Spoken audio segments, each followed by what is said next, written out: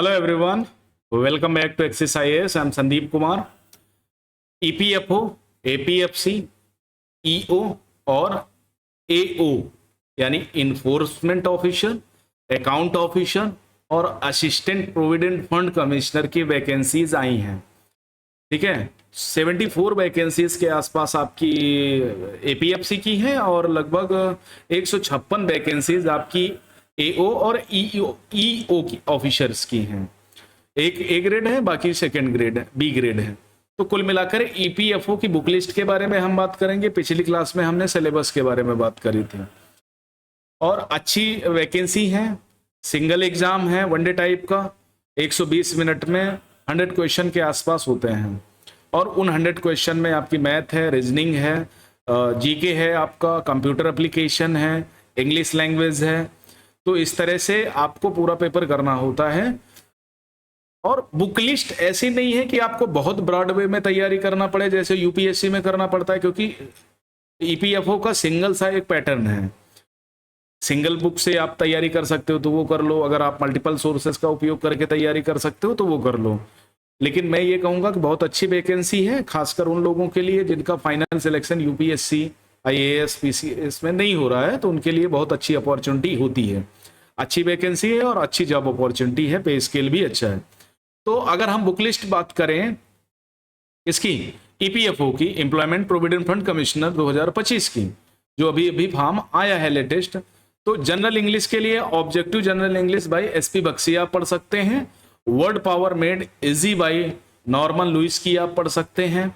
Intermediate English grammar by Raymond Murphy and Cambridge phrasal verbs dictionary आप use कर सकते हैं। तो कुल मिलाकर के ये है आपका, जिसमें आपको लैंग्वेज, उसके अलावा लैंग्वेज का बड़ा इशू चल रहा है, मराठी, हिंदी है ना, तमिल, तेलुगु, ये सब दुनियादारी बहुत चल रहा है, तो आपको इंग्लिश थोड़ा सीख लेनी चाहिए।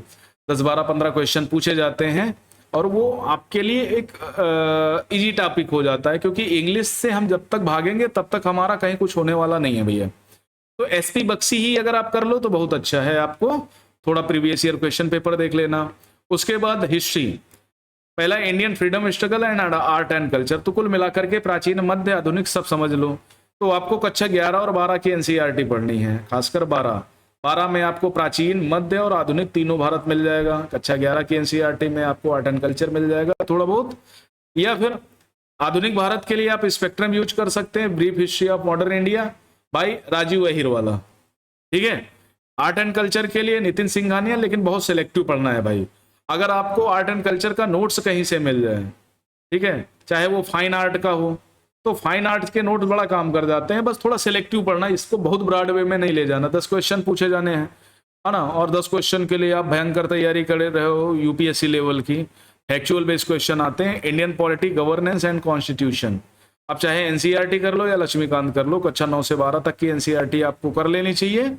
और अगर आपको यूपीएससी से कोई भी एग्जाम क्लियर करना है यूपीएससी थ्रू, तो आपको कम से कम फाउंडेशन आपका बहुत मजबूत होना चाहिए, यानी बेसिक आपका स्टैटिक पोर्शन बहुत अच्छा होना चाहिए।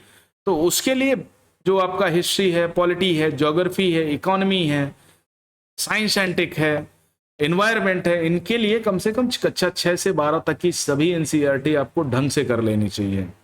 ठीक है, तो ये आप कर सकते हो। Indian economy and present trends के लिए एनसीईआरटी कक्षा 12 बेसिक के लिए, और उसके बाद रमेश सिंह या मिश्रा एंड पुरी की एक बुक आती है, वो भी बहुत अच्छी है, वो कर सकते हो। इकोनॉमिक सर्वे है, यूनियन बजट की समरी है।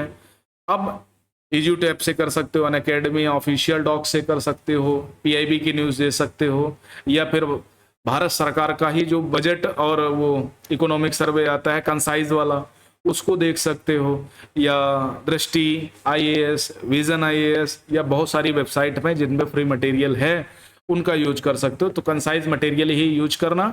अगर आपको ये सारा मटेरियल 10 से 12 पेज में मिल जाता है तो बहुत अच्छी बात है। ओके, मास्टरगिरी नहीं करना। उसके बाद general accounting and general accounting principle and financial statement के लिए एनसीईआरटी कक्षा 11-12 आपकी मदद करेगी। Double entry, book keeping and analysis, financial statement by T S Grewal, या introduction of accountancy by S Chand की एक बुक आती है, तो उससे आपको मिल जाएगी। ये आपका बेसिक के लिए है, ये आपका एडवांस है, ठीक है। या अगर आपके पास नोट्स हो तो वो सो फार सो गुड है, इसके लिए अलग से किताब क्यों खरीदो। Industrial relation, labour laws and social security, तो सोशल सिक्योरिटी तो हम पढ़ते ही हैं, ठीक है, किसमें, सेकेंड पेपर में, मेंस में। तो industrial relation and labour laws के लिए पियाली घोष और डॉक्टर निकिता अग्रवाल की एक बुक आती है। Social security in India by Rajiv Prakash Yadav की एक बुक आती है। Study labour codes, wages, social security, EPFO, ministry websites पे आप यूज कर सकते हैं। तो छठे टॉपिक के लिए कई सारे मटेरियल्स हैं, लेकिन करंट अफेयर्स पे आपको ज़्यादा फोकस करना पड़ेगा। उसके अलावा general science and computer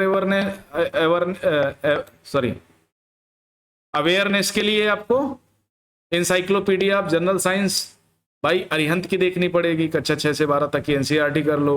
handbook of computer science और एंड आईटी और computer awareness by Arihant publication की आप देख सकते हो। सिंपल सा है, ये जितना बड़ा नाम दिख रहा है ना उतना बड़ा है नहीं। आप चाहे ल्यूसेंट से भी कर सकते हो, ऐसा नहीं है कि ल्यूसेंट से नहीं कर सकते। ये जितने भी टॉपिक आपको दिए गए हैं ना, ये सब ल्यूसेंट से कर सकते हो, बस आपको लेबर लॉ से, अकाउंटेंसी से रिलेटेड अलग से पढ़ना पड़ेगा। उसके बाद 8 नंबर पे आपका quantitative aptitude and reasoning ability, तो चाहे आप आर.एस. अग्रवाल यूज करो, मास्टर बुक है, या अभिजीत गुहा की एक बुक आती है क्वांटिटेटिव एप्टीट्यूड और कॉम्पिटिटिव एग्जाम्स के लिए, तो वो पढ़ सकते हो। या इसके लिए भी आप कोई अलग से सोर्स यूज करना चाहते हो जैसे ल्यूसेंट का, तो वो यूज कर सकते हो। Modern approach of verbal and non verbal reasoning के लिए आर.एस. अग्रवाल बहुत अच्छी बुक है। CSAT manual by Tata McGraw Hills, general aptitude के लिए। Current affairs, development issues, daily current affairs पढ़ो यार, न्यूज़पेपर पढ़ो, Indian Express, PIB, Yojana, Kurukshetra. Monthly current affairs magazine लो, इंग्लिश पढ़ो या हिंदी पढ़ो, दृष्टि विजन, कोई भी कंपाइलेशन ले लो, ठीक है। अगर मंथली मैगजीन ले रहे हो, एक चीज याद रखना, तो एक सिंपल सा न्यूज़पेपर लेना, इतना सारा बखेड़ा नहीं लेना। अगर आपको सिंपल सा एक न्यूज़पेपर देख लेना भाई, बस उतना। या फिर आप एनालिसिस करने की शौकीन हो कि आप कंपाइलेशन देखते हो खासकर यूट्यूब वगैरह पे, तो उसको देख लेना। यूट्यूब पे इससे रिलेटेड बहुत सारे फ्री क्लासेस हैं, तो वो देख के आप यूज कर सकते हो। फ्री मटेरियल भी यूज करा करो, हर चीज के लिए किताबें मत खरीदा करो, ठीक है। और हाँ, पीवाईक्यू जरूर करना है। तो जनरल इंग्लिश, अब सिंपल वे में आपको general English SP Bakshi, recommended books जो है नॉर्मल लुइस की कर सकते हो, रेमंड मर्फी की कर सकते हो, सिंगल एक बुक ले लेना। Art and culture NCERT, spectrum Nitin Singhania, selective. Polity governance M Laxmikanth, NCERT, political science, कक्षा 6-12। रमेश सिंह लो या मिश्रा एंड पुरी लो, मिश्रा एंड पुरी ज्यादा सही है, रमेश सिंह से बहुत भारी भरकम बुक है।